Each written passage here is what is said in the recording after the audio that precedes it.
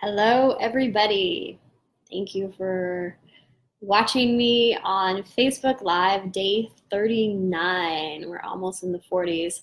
I'm Andrea Loudon. I'm a holistic nutritionist and health coach, and I am here today to talk to you about hunger, especially around the good old holiday season. So I'm going to utilize a specific document that I use in my detoxes as well as in my 90-day program that allows my clients to really check in and see where they're at with their hunger, why they're feeling, hey Mandy, thanks for coming on, why they're feeling hungry, what's beneath the hunger, what else do we got here? What you're really wanting besides that piece of cake or piece of pizza, and how you're choosing to honor your body. So, without further ado, I'm sure that you've had a multitude of temptations come your way, whether it's at work, in the office. I was just actually in the office the other day, and there were, those Lindt balls. There was hot chocolate. There was candies, candy canes, you name it. It was all there available for my pleasure. So that's kicking around. I'm sure you're going to parties, and of course, good old Christmas, if you celebrate, is coming up. I know for myself, I have 3 days of heavy eating, one after the other. So this year is going to be different, though. For myself, I'm not going to allow myself to cheat. I'm not going to do the gluten. I'm not going to do the cheese that is on a lot of the dishes that my family makes. I might even have to bring my own food. I'm definitely bringing side dishes to Christmas, probably to Boxing Day as well, just so that I know that there's food for me to eat. And if you are in a similar boat, if you are following a particular eating regime, or maybe you're just not wanting to gain, I don't know, I want to say it's like probably 5 to 8 pounds people gain during the holiday season. If you're not wanting to gain that and you're wanting to stick to your regular routine, I do encourage you to bring your own food, or don't go famished to the holiday dinner. Make sure you have a little something before you go so that you're not pigging out on, excuse my phrase there, but so you're not overindulging in appetizers and even the actual dinner itself.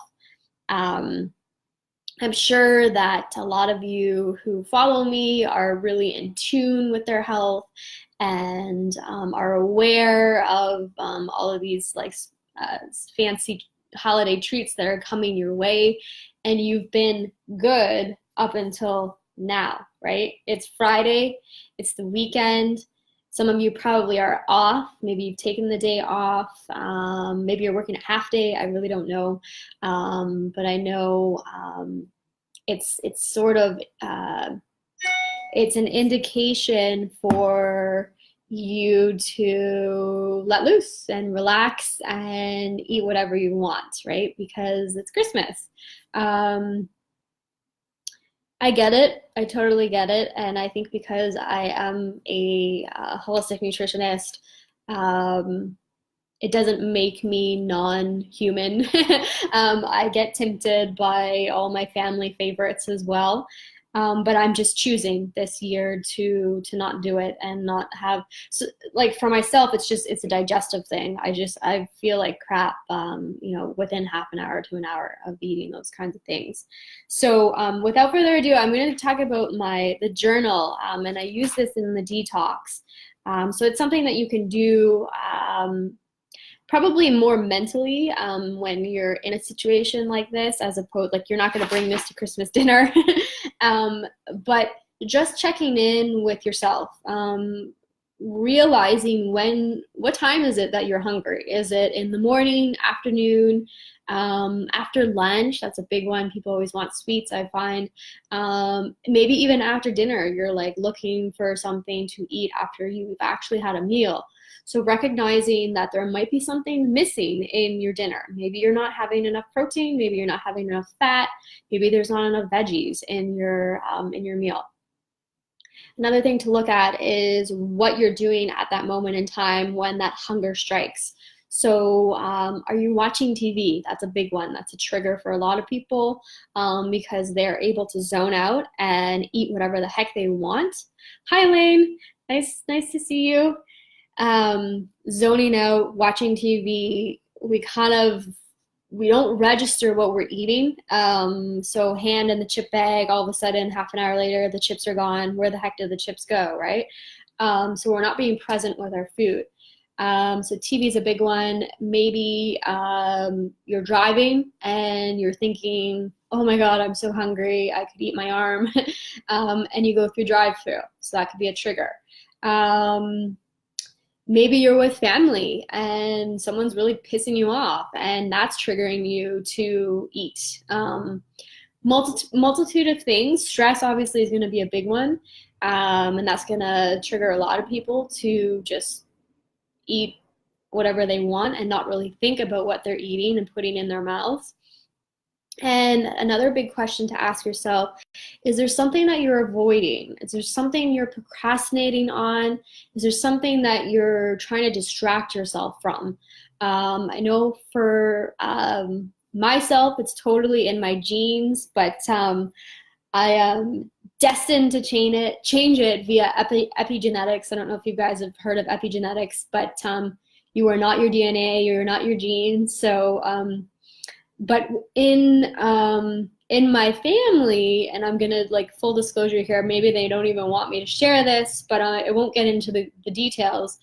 But a lot of them turn to food, and for comfort, and I think that's pretty normal in some families, and I recognize that has been sort of an example has been set for me. You know, when you're feeling like crap, it's like, oh, well, what do you want to eat? You know, what's your favorite food to make it? Or because that's going to make you feel better, right? You feel like crap, you have the food, and then there's like this weird correlation between the food that's going to make you feel better. That's a little bit screwed up, especially when it's food that's not so good for you, like fast food or, you know, cakes and that kind of stuff. So something to think about. See how you grew up as a kid and see what your parents did or your grandparents did when they were upset. And probably more often than not, you will do the same. I just happen to witness that in my family, and I see it. And I see for myself. I see when I'm upset, I want chocolate. Or I want my Auntie Kathy's chocolate cake. It's so damn good. But I recognize that in myself. And I just don't buy that. I don't buy the sweets that I know that I'm going to eat. Or if I do make them, I make healthy versions and I freeze them. Another question to ask is, what are you really wanting right now? Okay, yeah, you're gravitating towards sweets or whatever it is, but what are you really wanting? And I'm going to use the example of chocolate because there are studies done that when you're craving chocolate, you're actually looking for love outside of yourself. So something to consider, right? Yeah, so thanks.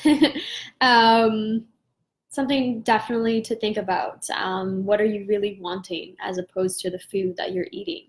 The food will temporarily fill the void, and then you're just gonna, if it's sugar especially, you're just gonna want more of that because it feels so damn good. I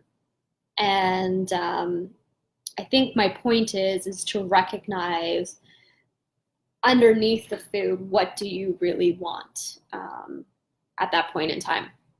And then my last question to ask yourself is, how am I choosing to honor my body? So have you been eating really well up until now, and really feeding and fueling your body with great food, thinking great thoughts, exercising, meditating, going for nature walks? It's nice out. Like, guys, there's no snow. This is like the most random winter ever, or Christmas time ever. We don't have snow, and you can go out and have a walk. Just bundle up. So there are many ways to honor your body. And then another thing to look at is rest, right? We don't always have to be on the move. We need equal amounts of time of rest. So getting your sleep in, preferably between 10 and 11 p.m., waking up around 7 would be nice. And if you are exhausted from all of the holiday shopping, then make sure you find time to rest. All right. And lastly, I just want to leave you with a little tip in terms of surviving the holiday dinners, where you're choosing one of three things. So it could be wine, alcohol.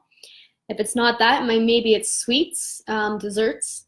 And if it's not that, maybe it's an extra carb, starch, kind of thing, where like it's white potatoes, chips, for appetizers, or maybe it's like the bun that you get with the holiday dinner.